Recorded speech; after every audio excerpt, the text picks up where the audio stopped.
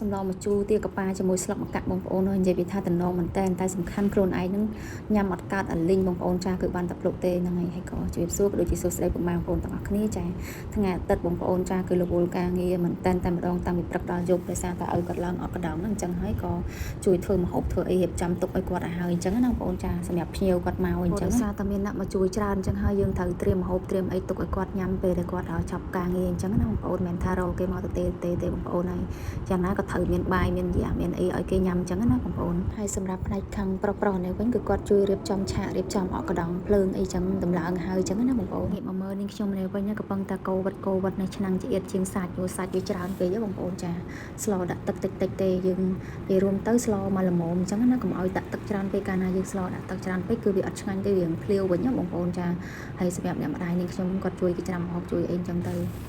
ហើយសំណាងឲ្យថ្ងៃហ្នឹងអត់មានបើកថ្ងៃបងប្អូនហើយកុំអីគ្មានធ្វើអីកើតទេស្លនៅក្រៅផ្ទះផងមានអីនឹងក្តៅយ៉ាងណាតែថ្ងៃនេះរឿងមេឃសតុំឡើងមួយថ្ងៃពេញតែហ្មងបងប្អូនចាឡើងទៅជែកស្រួលខ្លួនតែម្ដងបងប្អូនឲ្យខ្យល់មកលហិទៀតណោះហើយសម្រាប់សម្លនេះដែរគឺនាងខ្ញុំស្ល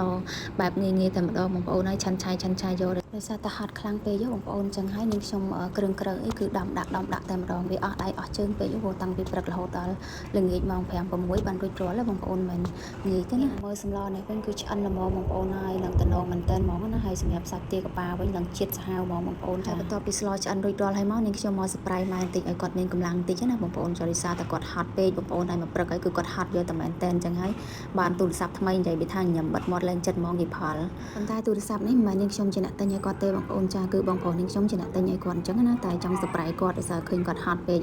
ហើយសម្រាប់ជាងភ្លើងជាងរៀបចំស្លាយនេះវិញគឺចិត្តរួចរាល់ហើយបងប្អូនចា